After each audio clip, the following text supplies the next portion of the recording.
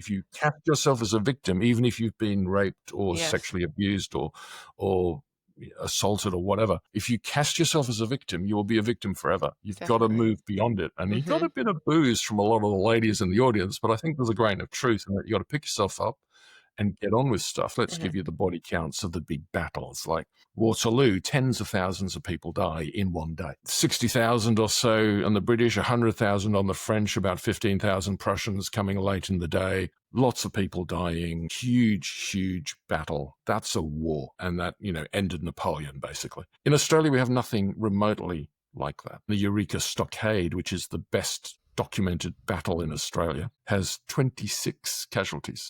A lot of these Aboriginal massacres would have been of 50 or 100. This is not to say it's not terrible to ride around and shoot a bunch of naked women and children. I guess the danger is that people might grow up in this I know everything because I have a smartphone mentality, and Yeah. nothing is ever upstairs. But this is an old argument, right? Socrates made this argument about writing. He said, if the youth learn how to write, they'll never learn how to remember anything. And there's a dialogue in which he argues quite passionately against writing. It will rot your brain. Why did New Zealand strike a treaty with its Indigenous people while Australia didn't? Will artificial intelligence take our jobs, or will it just make work more interesting? And what can the rise and fall of empires teach us about technology today? Welcome back to the Quillette Cetera podcast. You're with me, Zoe Booth, and today I'm with Sean Welsh. Sean is a philosopher, computer programmer, and one of Quillette's most wide-ranging contributors. We discuss the future of work in the age of AI, contrasting colonial histories between Australia and New Zealand, and why Sean believes constitutional monarchy still has a role to play. We also explore AI alignment, historical lessons from the Napoleonic Wars, and his provocative idea of Malthusian swamping. Yes, it's a very wide-ranging and diverse conversation.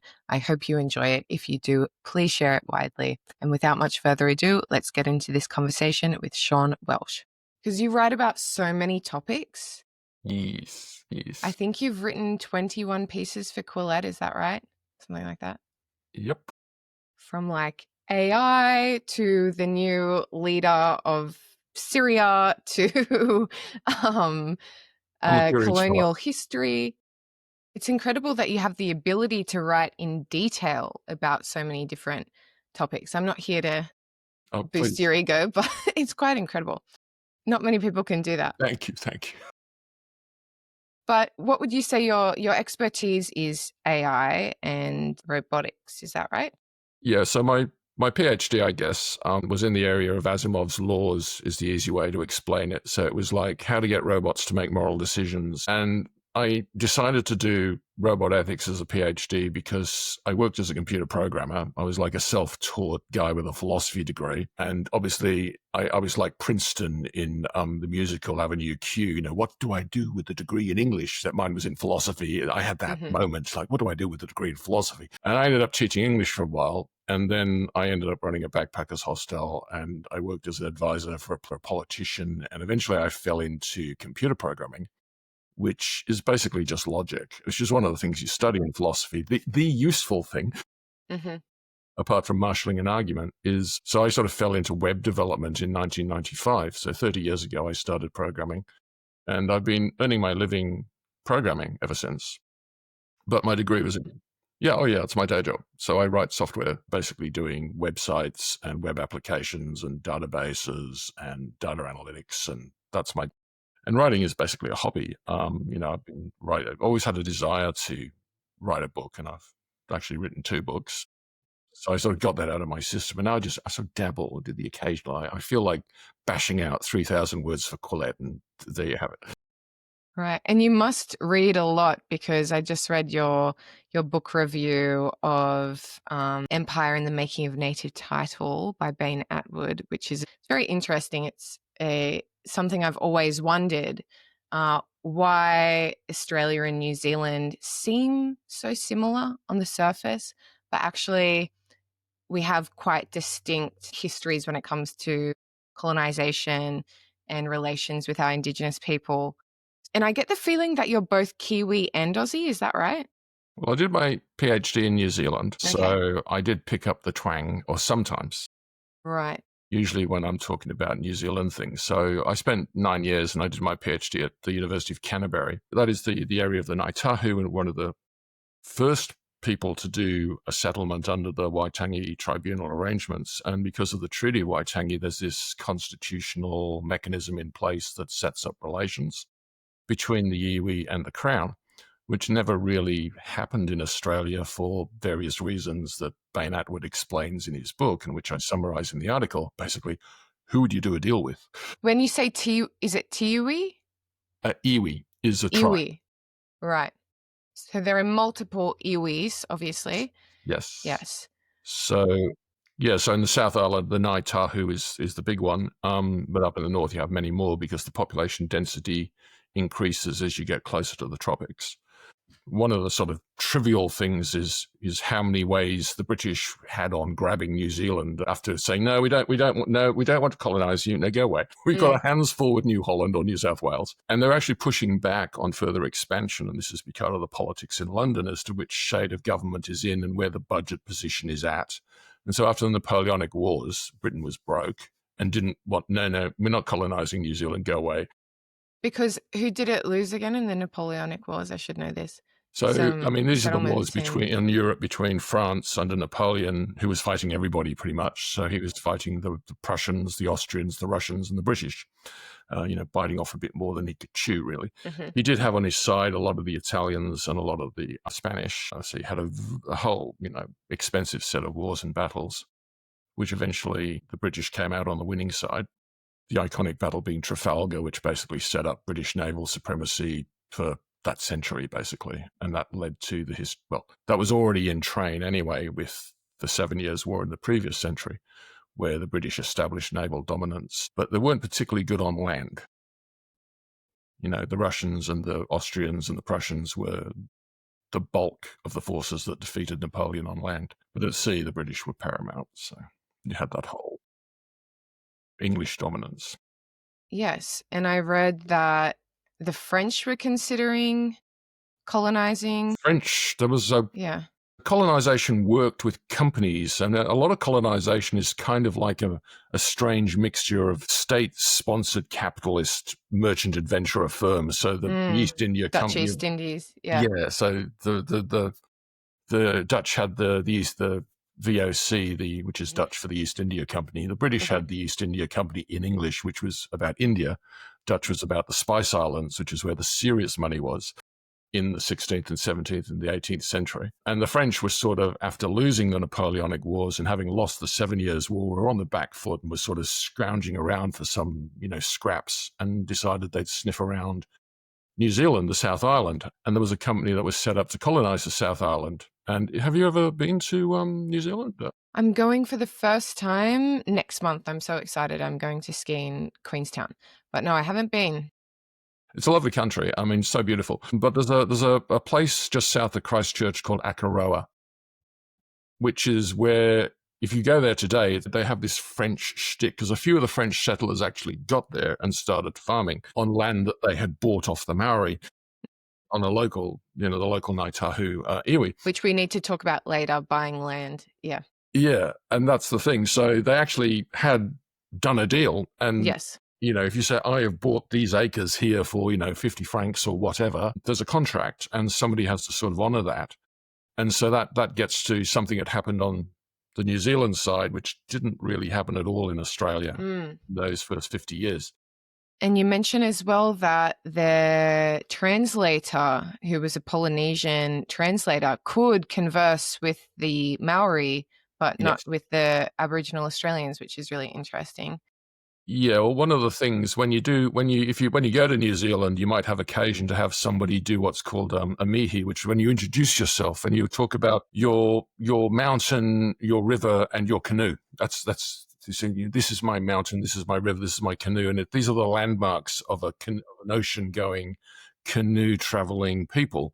Yes, but the Maori have very good oceanic canoes. They can sail beautiful boats.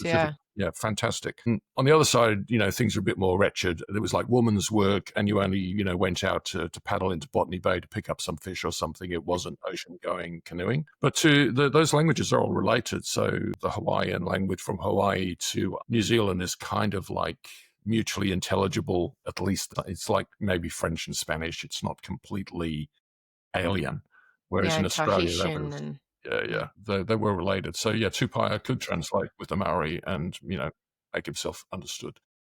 wow. So yeah, Australia is just so different, isn't it? And unfortunately, Iona had a very good conversation with Mungo Manic. If you listen to that Mm. interview, I'm not sure what you thought of it, but we ended up having to take it down actually because it talked about some tribal knowledge that certain Indigenous peoples or people who told us they were Indigenous found very offensive. For example, male initiation rights and men's work, women's work. And there was such an influx of nasty, threatening comments that we ended up taking it down, unfortunately. I do like Mungo, but there's a reason why he goes by a pseudonym, and that's because you just can't say these things, even Right? though they're on the record.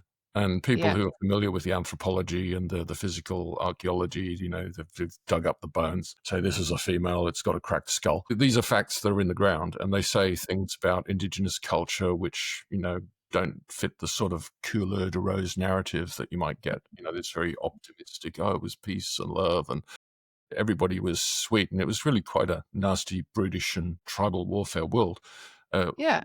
there's very little, but there's no Like record. most parts of the world, Yeah, exactly. I mean, right? there's no real argument to say that it's all peace and love and light. On the other hand, it's relatively peaceful because it's very dispersed. It's a very low population density. Most of your day is just trying to forage and get a feed. And that's because your technology is at such a low base, you have to move around because you have to let things grow back. You have to renew, let the yams grow because you haven't figured out how to plant yams. You just eat some of them and let them regrow. You'll get in trouble for that.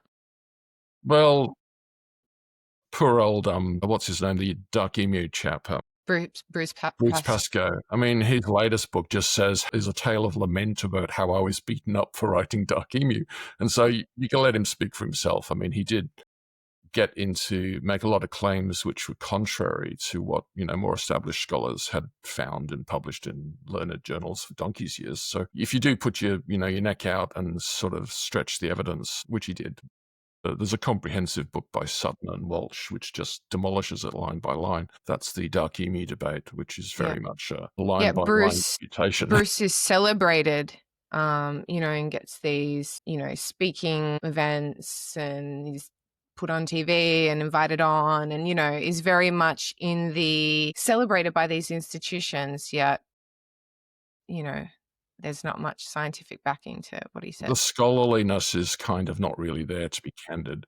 And that's just a thing. If you're politically got the right heart and mind, then people will give you a pass. Whereas if you're more of a classical liberal type person who just says, "Well, look, what evidence do you have for this proposition? What's the counter argument against it? Let's do this Cicero stuff. Like, okay, I'll hear the arguments for, I'll hear the arguments against, I'll weigh them up, and I'll say, well, on the balance of evidence, this view is better than that."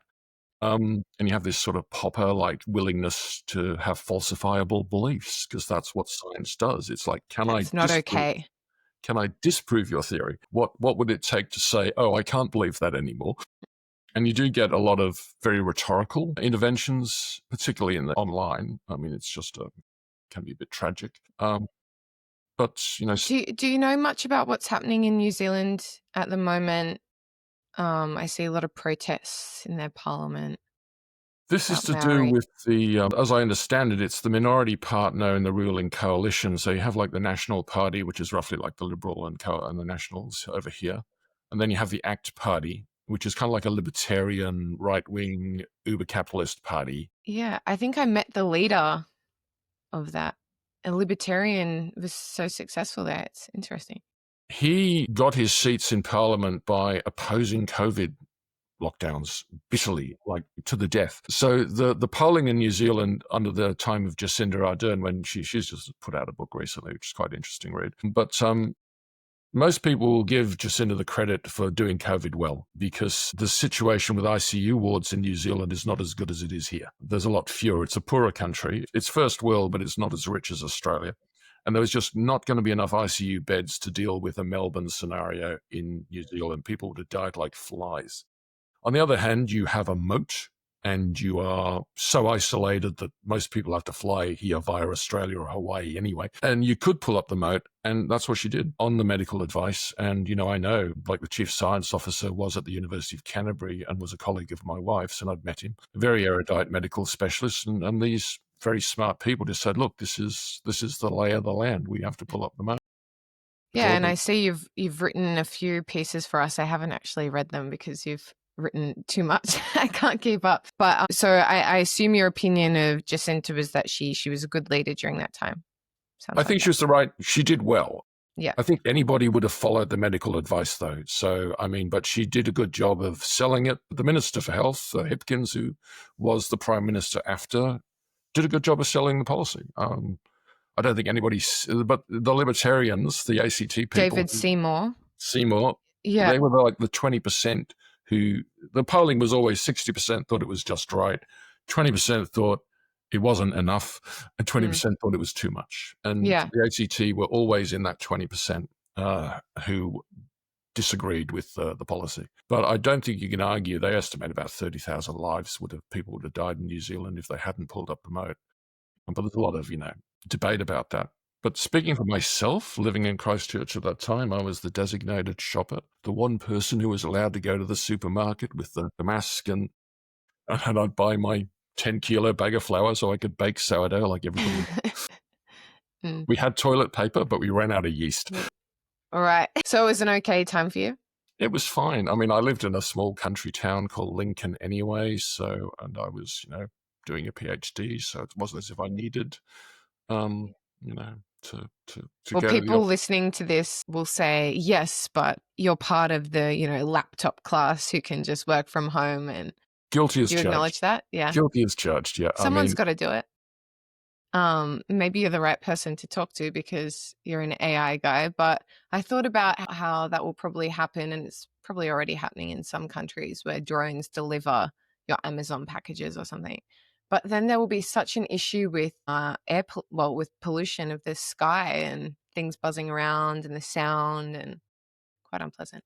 Who pays when the drone falls down? And that's the main problem with the drone. So they'd have to fly over the roads, which, and they'd have to fly at about 10 to 20 meters or 50 meters, but they'd basically have to follow the roads. And then they'd have to sort of, land on your balcony or land on your porch, or however it is in a flat. Maybe you have a window you can open and the drone can fly in, or you have a little milk gate thing.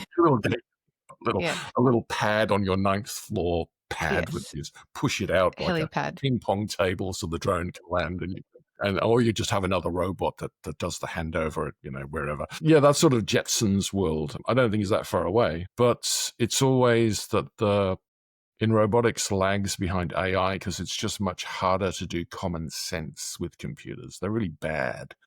As Yanya Kun says, it's like cats can do this figure out the world stuff. But computers are just hopeless. Like the state-of-the-art robot costing $250,000 was in a paper a while ago. It took 45 minutes to fold a basket of laundry. All right. Sounds like me, to be honest. So it's the physical and the commonsensical, like knowing how would I fold a shirt? I mean, that's kind of not an algorithm you read in your maths textbook. It's, square the hypotenuse and all that, but it's that common sense, practical knowledge is hard to encode. And computers just suck at what humans can do effortlessly. And humans suck at what computers can do effortlessly. We're really hopeless at reading the library in an afternoon. There's too much information. Yeah. GPT can read a book a second, or, and remember and quote you verbatim from page 67, So I was talking to my fiance about, having this conversation with you. He's very into AI. We both are, it's really changed the way we work. We both work in digital space, digital media, and it's just completely changed the way I work. He said that he was concerned that young people were going to be missing out on job opportunities, or starting off in their careers, because AI can do a lot of what a more junior person can do. But actually, it sounds like you're saying it can do what the really high skilled people can do, but not necessarily what more lower skill Yeah, people can well, do? I mean, my first job, right, was cutting up chicken in Coles.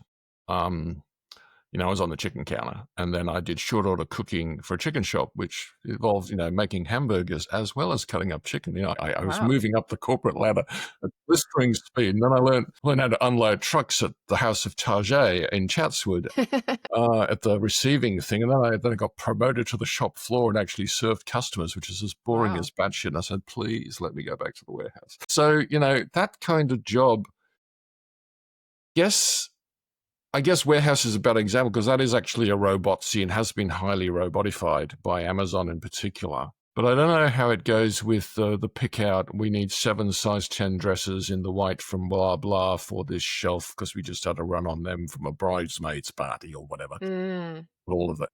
That last sort of delivery, that exactly. stock the shelves. You still see humans doing a lot of stuff in supermarkets, and they're doing things they never used to do. Like when I go to my Coles up at the Gap, there's always some teenage person pushing around a big trolley with a little thing, picking stuff off the shelf Mhm. because this is the pickup I order. did that during COVID. It was the best job ever. It was so meditative. It was like, oh, I just had a list and I just ticked off the list and added things to the basket. It was very satisfying.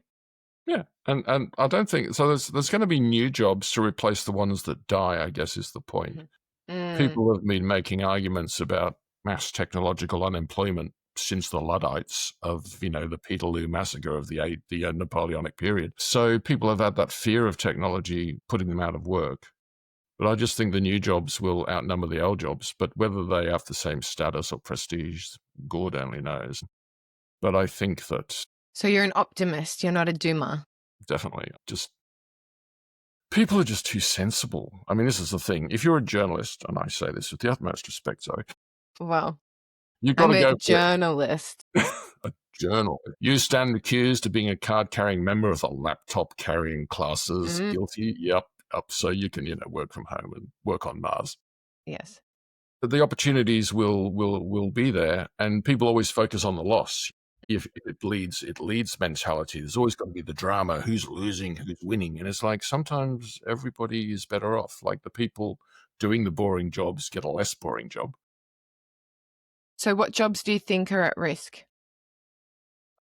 People often say that computer programming, which, naked self-interest, I am a computer programmer, they all say that we're doomed. And I just think, well, no, there's never been, I've never been starving for projects. It's always been, we can't do this project because it will take too long and it's too expensive. But as the cost of that comes down, there will be more people will want custom software written because they get dissatisfied with off-the-shelf software. Everybody will, but it's like tailoring. If the price of, like when you go to Bali, you'll probably go and get a tailor-made outfit because, well, why would you bother with off-the-rack? Because you can get a tailor-made just to your custom desires, outfit for a wedding or something, fits you perfectly. You pick the color. Oh, I can customize everything. So that kind of demand for custom tailor-made things will increase because tailoring is cheap.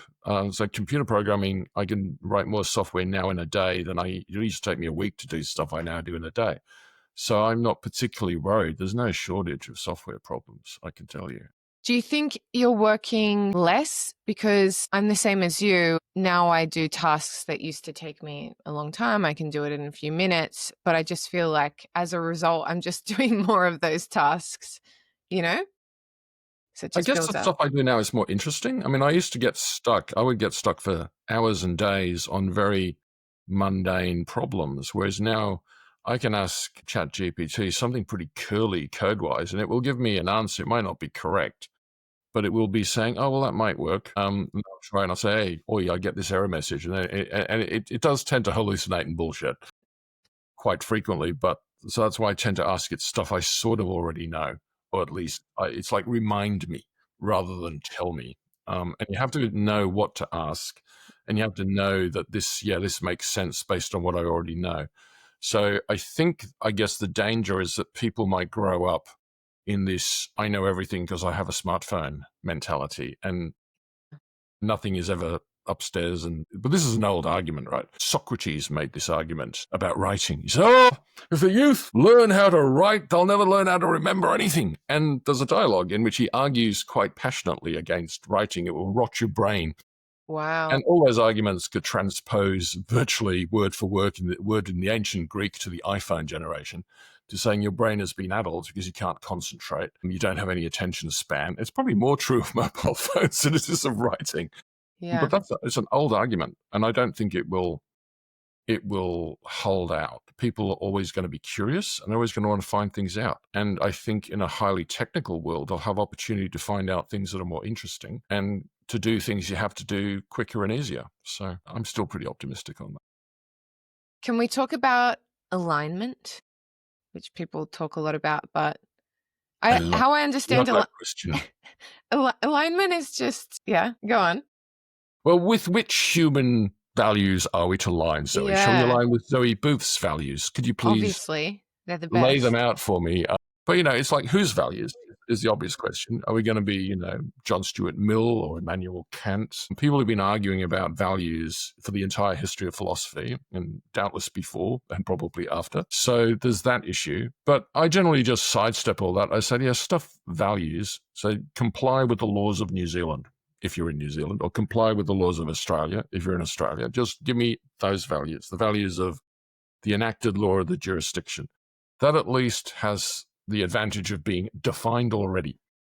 Like there will be 1,000, you say, all right, GPT, read the laws in force and all the case law. And it'll say, well, what do you want me to do in the afternoon? It will give you a general view, and it will be able to advise you as to whether this is or is not legal. And I think GPT 3.5 passed a bar exam like 2 years ago.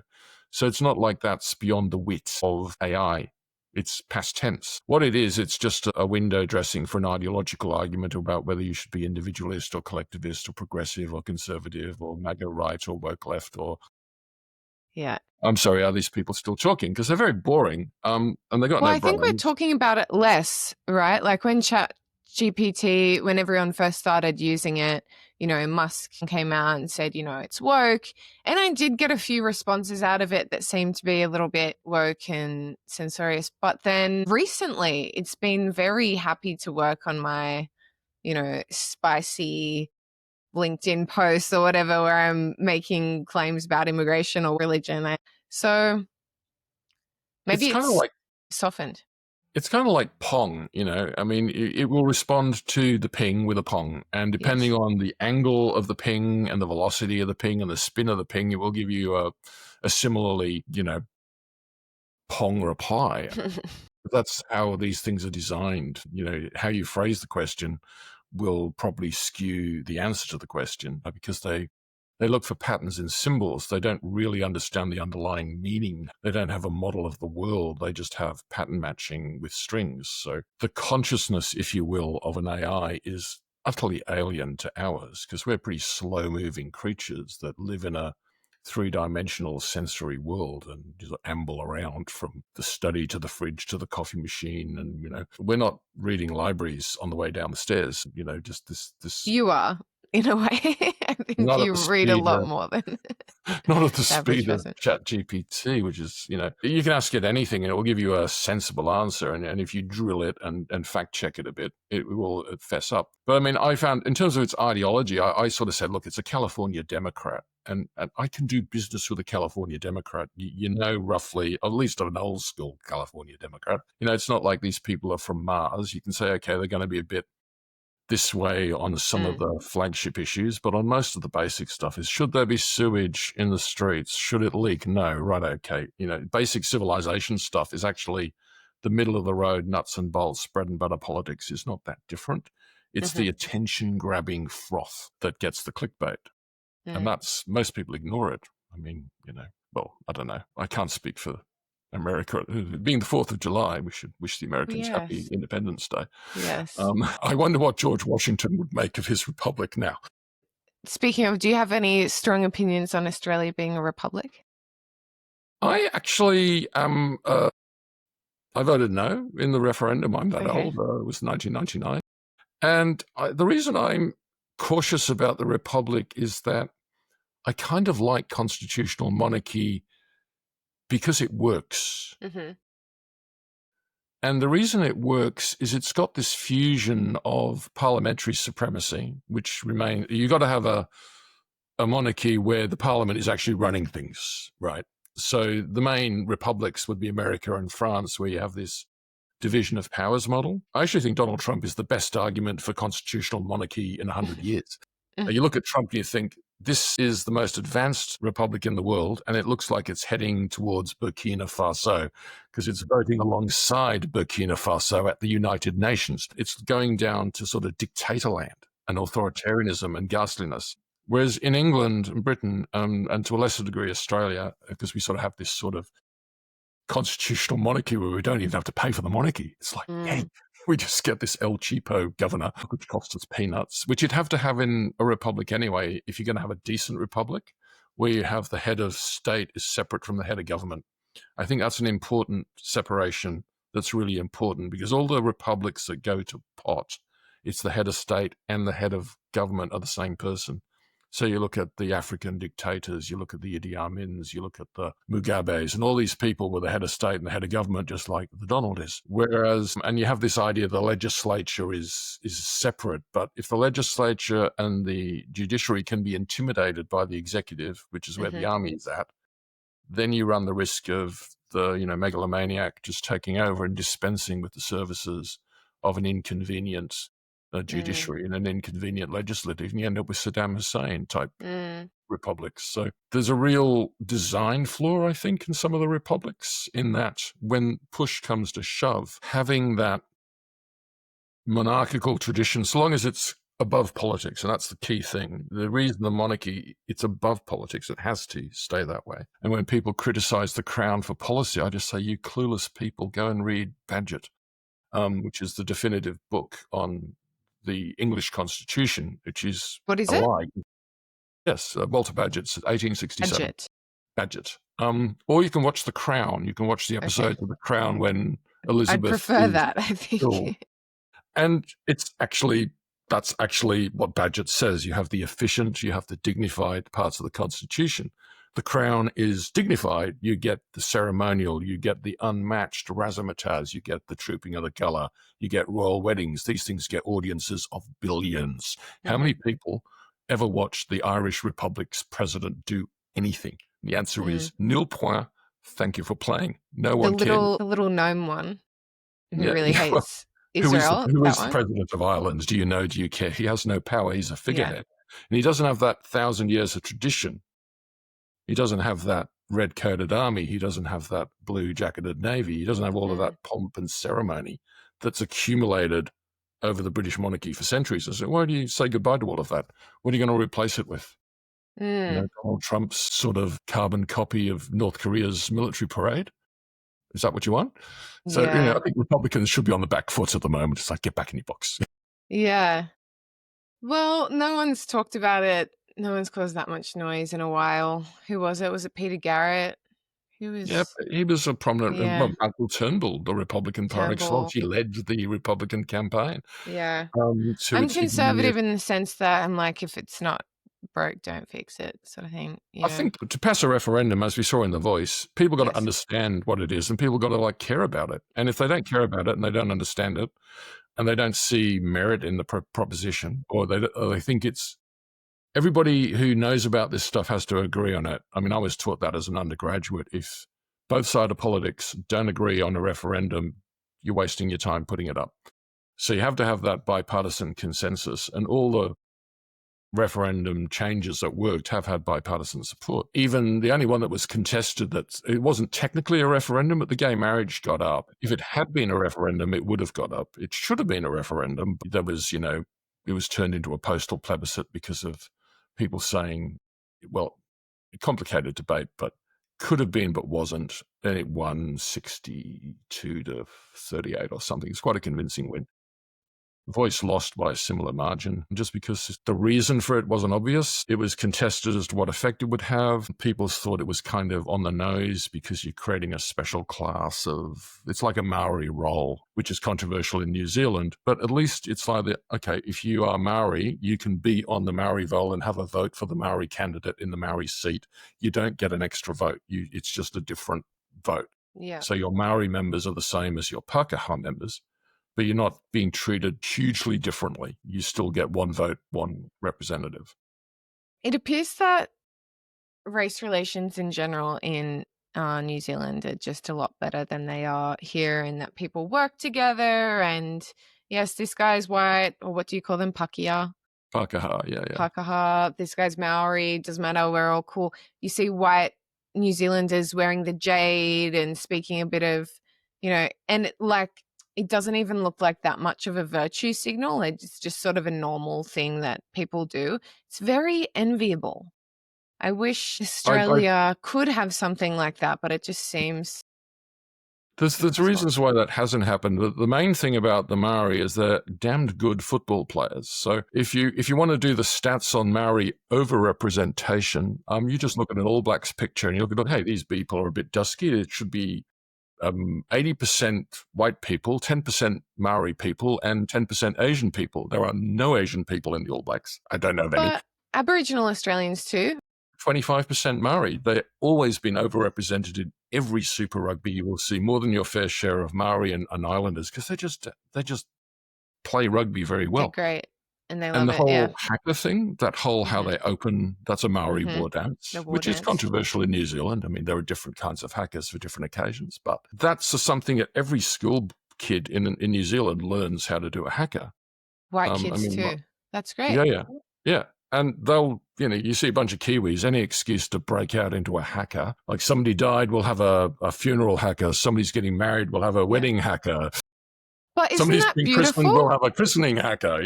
Isn't that beautiful that everyone can participate? There's no, this is our thing and this is for us and you can't participate.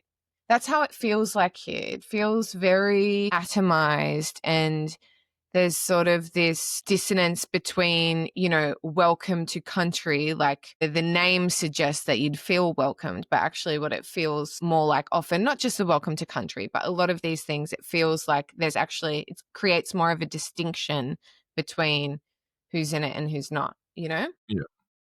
I mean, they have similar things in New Zealand, like this sort of mihi mihi, where you get up and talk about your river, your canoe, and whatever. But that will be followed by, and there's a lot of admirable things about Maori culture. Definitely. And there is that. This is part of the way things are done. So that what they call the biculturality in New Zealand, where there is an acceptance of Maori culture, which does come from the treaty, at least in part, is sort of more inclusive in that sense that, when somebody does a mihi, it's like perfectly okay if you're a white person to speak Maori. And like Jacinda Ardern, when she got reelected, did I'd give her about an 8 out of 10 for her mihi. Into the Maori scholars would be going, oh, she mangled the pronunciation of that word. But, so long as you make a reasonable effort and you don't go too long, it's like, a paragraph. But what canoe do you come from if you're white? Oh, you just say you're Pākehā. And what's that? You just say you're white. Yeah. Oh, right. Yeah, you say white. But so you say, I don't have a canoe. One of my favorite ones was actually, there's a girl who's obviously a Muslim girl who's come from Iraq. And so she gave us a mountain, the mount, I think Mount Ararat or something, the mount that Abraham came from. And she gave us her river, the Euphrates. And she gave us her canoe, Emirates. She says, "Co Emirates Te Waka." It's like, my canoe is Emirates. That's very funny. And that went viral in New Zealand. I would say Toyota Corolla. That's how she got to New Zealand. I mean, so that's fine. People can get very precious about these things, but so long as they're done with a good heart and a good spirit, I don't see the problem, really. Yeah. So is there any pressure, like you said that the haka was controversial at times, but is anyone suggesting that you don't do these sort of... No, God, no. No. Like, thou shalt not even mess the with right All wing Blacks. everybody loves the All Blacks. Like everybody in Yeah. New Zealand worships the one true God, which is rugby union. It's very much, or netball. So they're very big on those two sports, and that's where you get distinction. Obviously, they have other sports they play, but the All Blacks is kind of like this iconic team Religion, that yeah. is a very successful team, and rugby is taken very seriously in New Zealand. Like living in Canterbury in particular, which is one of the most winningest Super Rugby teams. They win 3 out of 4 of their games and have done for 20 odd years. It's just like there's a very, very There's even a serious. sport brand of clothing named Yeah, after Canterbury, right? indeed. Hmm. Yeah. So, it's a strong team and has been the Crusaders, which was a crusade, which they stuck to their name. They didn't change it, even though they were Good. urged to change. I'm saying you got so much silverware with that written on, you don't want to. And so why won't a treaty work in Australia? I wouldn't say it's an impossibility. The difficulty is Māori is there's one language which is intelligible from Northland all the way down to Otago in the south, Stewart Island. Māori is more or less a similar language. There's a few, like say Glaswegian is not the same as London, but it's not like you can't understand Billy Colony. You say those guys from Tuhoe, they speak kind of like Billy Colony, and those guys from Otago, they speak like, Sean Connery. Her Majesty the Queen or whatever. They'll have arguments about who's got the most pure and best Maori. It's usually the tribe they come from. Yes. But you get that, but that's all superficial. There's a unity in Maori. There's a standard Maori that's taught across the whole country, which cannot be replicated here. If you take, say, Gugu Yamathea, which is the language spoken by Noel Pearson, who also writes for the Australian from time to time. Does he still write for the New Zealand? Sorry, for the Australian? Yeah. I'm not sure. I don't think he's written for a while, but he was one of the prominent advocates for the voice, and his people are from that Cooktown area, just north of Cooktown. And there's maybe 500 or 1,000 speakers of that language. Very hard to keep a language going when you have that small numbers. And that's the trouble with most of the Australian Aboriginal languages, is they have very small numbers because of the highly dispersed nature of Aboriginal society in the first place. Different identities too. Like now they've been grouped as one, but they are not the same. And that's the thing. Aborigine is like this white fella expression, which just literally means the people who are here at the creation, ab origine, from the origin of time. They were here at 4000 BC. When God created the earth. He put the Aborigines there. That was the 1788 view, is like they would describe the women as Evites because they had no clothes on. They were seeing them in these sort of Genesis-like terms and seeing, my God, these people haven't made any progress since the 8th day. Which was quite a shock to the fairly, the British.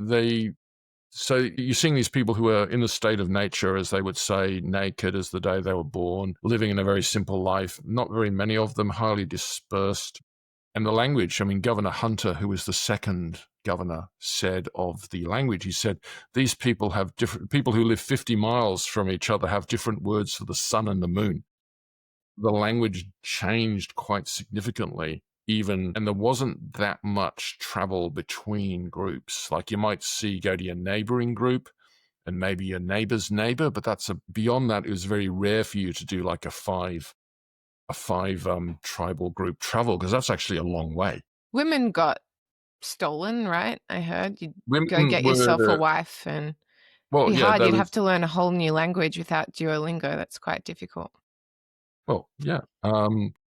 A total immersion works. If you just take people and just stick them, there is nothing except people speaking a foreign language and they're pointing at stuff and looking at stuff. You pick it up very quick. Women were like, and one of the things about the dispersed nature and the small density is Aborigines have these amazingly complicated rules about who you're allowed to marry. Yeah. To prevent cousin marriage, which is a real issue in this kind of scenario. So they have all these sort of moieties, I think they call like skin groups and things, which say, well, you're the wrong skin, you cannot marry this person. Like, that's it, forget about it. So there were a lot of arranged marriages, right? Mostly, they have to be arranged because you got to make sure that you're in the right group, and you can't just be doing it on you go to the big day out, like the Munga Festival, the Nut Festival, one of those big corroborees, and just get it on. It's like, no, we got to check We got to check your skin groups and the ancestries and whatnot to make sure that you're from a mob that we will let you get married to. So there's a lot of complexity in that respect. And there's a lot of Fascinating. things about Indigenous society which are kind of interesting. But I think the difficulty for the Indigenous here with respect to a treaty is, well, it'd have to be a treaty with each of these groups, which have, and this is the reality. I mean, the Noongar Treaty applied to the Noongar who had that Perth area. These have to be done at a local level. So whether it can be done at the state level is kind of questionable because you deal with all sorts of complications. Like, is there anybody left who's really eligible? I think it's It's very easier. interesting as well that in Mungo Manor got me to think about this for the first time, which is that, and it's, a controversial thing to talk about, but whatever, this is a controversial publication, that I've already been cancelled enough. You're That beyond cancellation now. people who identify as Aboriginal today in Australia, take Lydia Thorpe, for example, Lydia has so little in common with traditional Aboriginal society, or it's actually very what makes her Aboriginal aside from, whereas other cultures seem to have more of a connection to, they still live and practice their ancestral sort of lifestyle more than happens Yeah. here. I think there's a raft of very touchy issues there, but this is Quillette, not the Women's Weekly, so we'll just read in. So one is there's like the one drop rule, and this is something that originally comes from the Confederacy, where if you had one drop of Negro blood, then you could be my slave. I could buy you, and that was the rule. It's now been flipped around, so you only need one drop of blood to be Aboriginal. And I think most people's intuitions of, they look at a bunch of, what seems to be white kids, oaked up, wearing red things, dancing around, and they're sort of looking at those kids who are like 7/8 white or 15/16 white, and they're looking, well, okay, are they just playing around being Aboriginals or are they the real deal?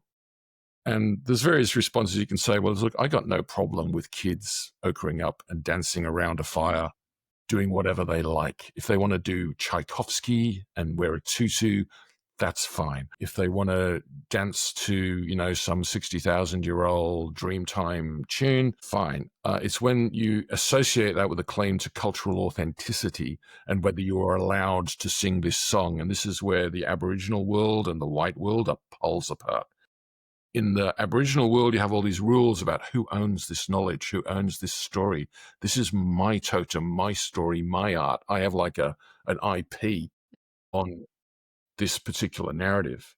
In the white world, Shakespeare will just nick whatever he likes. I mean, he creates Iago, he's this black guy in Othello. Nobody cares. He'll write The Merchant of Venice about a Jew in Venice. Never went to Venice in his life, knows nothing, but he makes stuff up. He uses his imagination. So in the white world, you can basically do cultural appropriation wherever you like. I mean, most of the classics of English literature will involve some degree of cultural appropriation, especially Shakespeare. Others less so. Some are more, of their area, but you don't have this, or you can't say that because you're not the right ancestry. You can't write a gay character if you're not gay, or you can't write a female character if you're not female. Yeah, we're the You couldn't write opposite. bloody anything if you Yeah. had to be all of those things. So yeah, on the one hand, you have this sort of complete freedom to write and think and do whatever dance you like. And then you've got this, well, you have to be the right kind of ethnic to do this dance authentically. And so you get this tension between people are looking at some of these ceremonies going, well, look, this smacks a bit of, you're not really Aboriginal because you're only 1/8 Aboriginal. That's a very common reaction. It's like, am I not white enough? Am I not black enough for you? And there's actually a book by one of the Aboriginal activists called Anita Weiss, Am I Not Black Enough for You?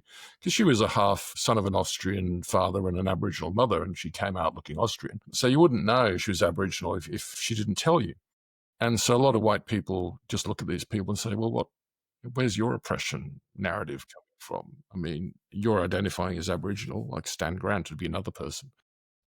Stan Grant has written couple of books detailing how he feels, put upon because he's Aboriginal. But it's like, Stan is a guy who can pass for Italian, English. He's not a guy who comes across as, say, like Ernie Dingo, who is very much a full-blood man of Northern Australia who looks like an Aborigine who would walk around naked and be a 1788 type person. So that's, I don't know what to make of all that. It's like, Well, well, what do you do? I started writing about this. I guess I didn't finish, but a few months ago, I saw on ABC News, it said, Aboriginal death in custody, the latest, death in custody. And I look at this man and I see a white man and I think, so this man, they're claiming this is an Aboriginal death in custody, and the narrative there, and he might be, half Aboriginal or whatever, but the narrative that goes along with that is that Aboriginal people are at higher risk of dying in custody because of racism. And surely, in order to be racist, you have to see that someone's actually of a different race, unless it just says on his paper that he was Aboriginal. It doesn't make sense. Yeah, I think the coppers, if they are picking somebody up, will generally know who's who in their Zoom. Because I have an aunt who is a magistrate in a regional Queensland court, and she'll often say, Mr. Jones, nice to see you again. These people are known. So you get that sort of, the narrative tends to be anytime somebody with, certain ethnic background does, well, all deaths in custody are obviously regrettable, first thing. Definitely. And I'm not saying that, this person had it coming, but often it's like you have a cluster of issues. This is the whole closing the gap agenda. So you often have bad education, bad health, bad parenting. Family breakdown. Early breakdown of the marriage, God knows what. There's a whole bunch of things which basically go with poverty. Exactly. And poverty clearly has roots in, ancestral dispossession and so on. So you can sort of say, well, look, there are contributing factors. But at the end of the day, to get arrested, you have to, break the law. And the easiest way to not get arrested is not break the law. Yeah.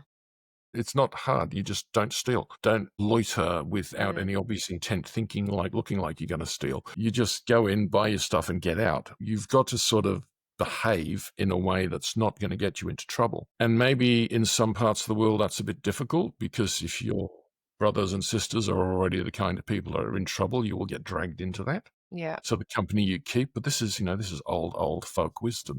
You've got to be careful who you mix with or you'll get into trouble. Exactly. So, and, after getting to know the Jewish community more and Jewish history and things that I had never really thought about until I met Jews, because I hadn't really known any Jews until the last few years. I grew up in Newcastle and there was a very small synagogue there, but I never really noticed it. All this to say that I have a Jewish synagogue story, which I'll tell you in a moment. All this to say that, you mentioned, dispossession of cultural land inevitably has a knock-on effect. And, we can all agree and sympathize with that. But I used to believe that, focus on that a lot more until I, got thinking more about Jews, for example. Where do Jews fit into that? Jews have been persecuted, chased out, dispossessed, murdered. Yet they do not suffer from these metrics, that the other groups do. And I think Thomas Sowell talks about these groups in, what's his book? Oh, he's about 30. White rednecks, black rednecks, white. Oh, I can't remember. But it's so much of it is culture. I totally agree with you. It's all. Oh, well, I think race is overdone as an explanation. It's primarily culturalism, if you would say. And a lot of the people who are Indigenous are probably despised when they are despised face to face by people, not because of the color of their skin, because the same allegedly racist white person who thinks they are a complete waste of time and a moocher, a bludger, a treacherous, unreliable so-and-so, and lazy and good for nothing, etc., etc. It's usually that same person will go and buy, Chinese takeaway from some yellow person without batting an eyelid, and go and buy Indian takeaway from a brown person, and go to hospital and be treated by a black nurse and not care, so long as the doctor is a doctor and the nurse is a nurse and the cook cooks and is behaving appropriately. that's your problem, is the culture. So it's what in the culture causes that misbehavior.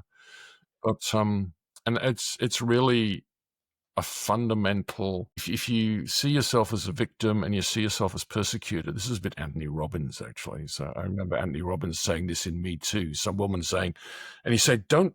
You've been abused, but don't think of yourself as a victim. If you cast yourself as a victim, even if you've been raped or sexually abused or assaulted or whatever, if you cast yourself as a victim, you will be a victim forever. You've got to move beyond it." And he got a bit of booze from a lot of the ladies in the audience, but I think there's a It's grain of true. truth in that. You got to pick yourself up and get on with stuff. And that's something the Jewish community, being, let's just say, professional refugees. I mean, these people have been refugees since the divine Titus, as he was, demolished Jerusalem in about AD 80. He scattered the Jews to the four corners, and then Hadrian came back and scattered the few that had come back. So they've been thrust out of the Middle East and scattered to the four corners of the world. They were subject to pogroms in Russia and Poland and the Holocaust here and persecution everywhere. And yet they have this narrative of education and hard work Survival. and surviving. And they managed to do that. I remember once, though, I used to run a backpackers in Cairns, and there was a young Jewish lad saying, "Oh, he was very Jewish, he had the hat and he had the Religious, ringlets okay. and he was the full thing." I'm thinking, wow, you're a brave backpacker. Yeah. And he said, "I want to Good go on to him. the synagogue." And I sort of said, "Well, nobody's ever asked me about the synagogue in Cairns." So I get out the yellow pages. This is an old story. And it's the First Church of Christ, the Second Church of Christ, the Catholic Church, the Anglican Church. And it's in the section churches and synagogues. I'm saying there must be at least one synagogue. And I said, no synagogues. And so I rang up one guy I know who was Jewish, who was Rafi Shlomi, who ran a company called Jungle Trust. I said, "Rafi, I've got a young Israeli boy here and he wants to go to synagogue. Where's the synagogue in Cairns?" He says, "You schmuck, there's no synagogue in Cairns." "Well, what do you do if you want to get married or there's a funeral? Yeah. When we bury you, what do we do?" So you dial a rabbi. Call St. Kilda or Bondi Junction. You dial a rabbi. And so I said, "Oh, sorry about that. There's no synagogue in Cairns." So, but that's very practical as well. It's like, yeah, well, you can't stick a rabbi on the phone every time you want to. Occasionally, you would just dial a rabbi in the Yeah. 80s. So you have this sort of practicality Mm-hmm. and determination to sort of stick together and get on. And the Chinese have this too. I mean, the Chinese, when they came to Australia in the colonial period, suffered from all sorts of discrimination, but they banded together, stuck together, and found a niche in which they could exist, which is, catering basically, and market gardening. And I mean, several of my ancestors are Chinese, as you can Really? tell. Really? A chap called Chung Nim, who came out and was a market gardener, and another guy Wow. called That explains your great skin. You've got Asian genetics. explains my love for Asian cooking, I think. Greeks, my maternal grandparents were Greek, and like many Greeks, set up restaurants, fish and chip shops along the country train line. Yep. I mean, yeah, it's that sort of just get up and go. And migrants are often better than people who stay around and moan about how oppressed they are as well. So people are willing to pack up their tent and move for a new opportunity tends to be, just on average, because you can never sort of say, there isn't a problem in America because the Nigerians are making more money. It's like, that's the cream of Nigeria you're talking about. You're talking about the top 1% who can fill in the form to get a green card. So that's not a fair sample. But when people are born and bred in the country, you'll often see that, like, say, when I went to London, I did my year in London like all Australians do. I went to London, and this Cockney guy sold me, saying, "Oh, you Australians, you're all the same. You come to London, you want to get on your CV, you stay here for a year, and then you fuck off back to Bondi Beach." I said, "Yeah, absolutely spot on, true." They do the And opposite. They stay.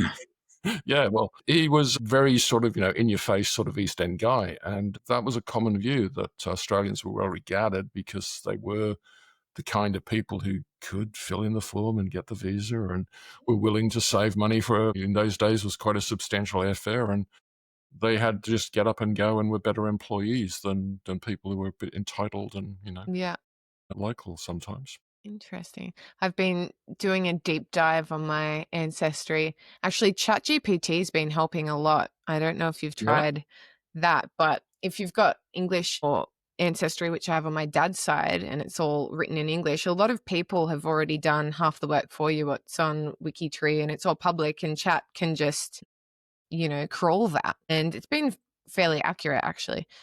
But I did work out, I knew that my dad's mother was adopted without any paperwork. She was part of what they call like the sort of white stolen generation. And we knew that she was probably born to a young unwed mother, and we just didn't know who. Anyway, I do this genetic test and I work out that I'm pretty much a quarter Irish. So I work out that it must be her mother. And yeah, I was sort of asking chat a little bit about it. And it said that it was quite common for young Irish girls who fell pregnant out of wedlock due to the shame of it all. They just sort of chuck them on a boat and yeah. Go and stay with your Aunt Virginia for 9 months, do the Yeah. European tour, or go to America and give birth and get on with Yeah. your life. Yeah.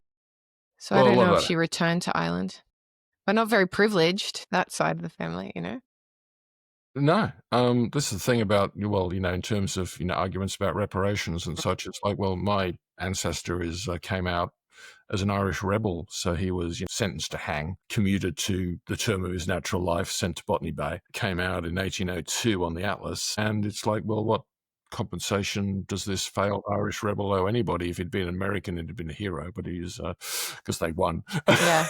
their rebellion. Yeah.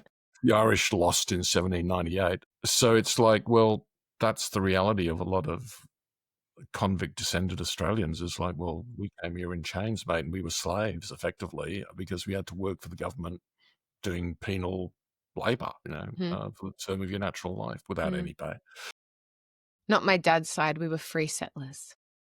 Well, yeah, I mean, but I'm sure most of mine were free too. Once you get past the on the patrilineal side, it's the Irish rebel. On the maternal side, well, straight from England, like they'd been in Ireland. They originally both sides came from Ireland, but they were both. You end up being when you get down to the 30s and the 64s. Yeah. Nobody's pure anything. It's like I could trace mine back to the 1400s, and then you mentioned this in your piece. That is it, the Domesday Book? the Domesday Book. Yeah. It's Doomsday. Yeah. Well, it's Middle English Chaucer types. It's pre-Chaucer, so Because I've heard God of knows how they pronounced Doomsday, it. obviously, Yeah, it's like often end of pronounced. times. Yeah, But why would Domesday, why would it be Doomsday. called that? It's just how it's spelt. It's Yeah. spelt that way in the. Gosh, I've never actually had anybody ask me how to pronounce it. I always thought it was Doomsday, but Yeah. have to ask chat. Yeah, so the Oracle. Tell me the truth. Anyway, we've been going for an hour. It's been a very casual conversation. That's okay. That's good. I wanted to ask one more question. We've sort of jumped, but I believe it was you who coined the term, or maybe you got it from somewhere else, Malthusian swamping, to Yeah, it's a short describe. original. Yeah, I described Wow, that. great. To describe the demographic and technological overwhelm of Indigenous people by settlers. Yes. How does this differ from traditional narratives of conquest or settlement? Was my question. Well, it's sort of occupies a halfway house. I think, in Australia we have this black armband versus white blindfold narrative. So at one end you have Keith Wynne Shuttle saying, nothing to see here. We never shot anybody, and the ones we did shoot deserved it. And then on the other hand, you have the black armband history saying every square metre of Australia, some Aborigine was shot for it. So you get those two rhetorical extremes. And in between, you have this actual documented reality, which is one, the bloodshed is common, but it's not like it's a continuous thing. It's usually sporadic and at the level of a skirmish. So when you talk about war, if you're a serious military historian, as you would be, say, in the Napoleonic Wars, let's give you the body counts of the big battles. Like Waterloo, tens of thousands of people die in one day. 60,000 or so on the British, 100,000 on the French, about 15,000 Prussians coming late in the day. Lots of people dying, huge battle. That's a war. And that, ended Napoleon, basically. In Australia, we have nothing remotely like that. We have skirmishes at the level of a company. A company is about 100 men. We have very few battles that involve 200 or 300. Even the Eureka Stockade, which is the best documented battle in Australia, has 26 casualties, Yeah. Okay. So Not very a lot of these Aboriginal massacres would have been of 50 or 100. And this is not to say it's not terrible to ride around and shoot a bunch of naked women and children. But there's usually a series of preliminaries that are going on. A standard Aboriginal response to incursion into their food source is to throw spears at these people. So there was a baseline of resistance. And as the people running the stock started to cause disruption to the Aboriginal food sources, you'd get people starving. And when you're starving, you get desperate and you start throwing spears. The white people would retaliate by killing 10 to 1. So that's the kind of narrative you get, this but there are alternatives. I mean, some of the Aborigines end up working for white people. They sort of go through this phase of semi-employment with allowances made for the fact that they want to go walkabout and do ceremonies and stuff. So you get this peaceful experience, and particularly the further north you get, when the white people are dying of malaria and dying of the tropical diseases, get a lot more black fellas surviving in the north, like in far north Queensland opposite and of the Northern Tasmania. Territory. And Tasmania, that's like England. Yeah. They're going to die there because the English want all of it, and the South Island and New Zealand to a lesser extent. But in the parts of Australia where it's kind of amenable to English-style agriculture, which is most of New South Wales and Victoria, it's sheep farming, cattle farming, those populations were killed quite quickly but some of them, and then the ones that survive, they just get swamped because there's just so many white people coming. Yeah, Malthusian swamping. And just boat after boat after boat after boat at a population increase that the Aborigines can't keep up with because there are so few of them in the first place. The ones that are survived, many of the men have been killed, so the women have to marry white people anyway.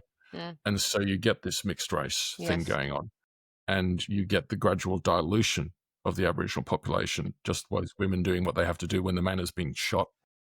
Often the women and children would survive and the men would die. So you get that. Everybody's got a China, that sort of Pocahontas thing. Everybody seems to have a Native American grandparent, grandmother, but not a grandfather. That's because grandfather died fighting, and what was left had to make do with what they could do. And there was always a shortage of women on the frontier anyway. Very few white women would go to the bush. Yeah. So you had that breeding out, so to speak. And that's kind of like the swamping that I'm talking about. Yeah. It's the fact that the English population was expanding exponentially because of advances in agriculture, so the farmers could produce more food. You just had this massive migration out of Europe where there's just not enough land for the Europeans. And this is at a time when 80% of the people farm for a living. What are you going to do? Go to the New World and farm? Okay, sounds good. And so that's the kind of thing that goes on. The idea of just some racist conquest is like, yeah, that's kind of glib. It's not really looking at the economic and biological, the calorie source logistics of it, if you will. And that to me is far more substantial a thesis than just, coming up with an activist. Oh yeah, blah, blah, blah. It's all racist. It's like, I don't think white people are that racist, really. I mean, we can be, but so I think everyone's racist. All races are racist, and actually in our culture there's a bigger taboo on racism than pretty much any other culture. So there's a great song in Avenue Q called "Everyone's a Little Bit Racist Sometimes." It's true. I mean, often, I've been, racially abused by yellow people and brown people. It's like, oh yeah, okay, I get it. I've been on the dishing end of that when I was young and foolish too. But it's often just a source of ignorance. But there's no real reason to be racist in the 21st century because and people go where they know it's going to hurt you. If you can call someone, fat or whatever in a pejorative way, are you fat phobic? Not really. It was just the easiest and most hurtful thing that came to my head. Fat. There's objective truth here. Some people are true. just fat. That's true. And if you want to hurt them, well, you'll obviously target the most obvious insult. Okay, we better wrap it up. Thank you so much for joining me, Sean. That's all right. For this Pleasure, very varied conversation. It's perhaps. All right. It was good. And if people want to read your work, they can head to quillette.com. You've got so much to read there. Sean's written on pretty much every topic that we've talked about today. All right, Zoe. Thanks, Sean. Thanks very much. See ya.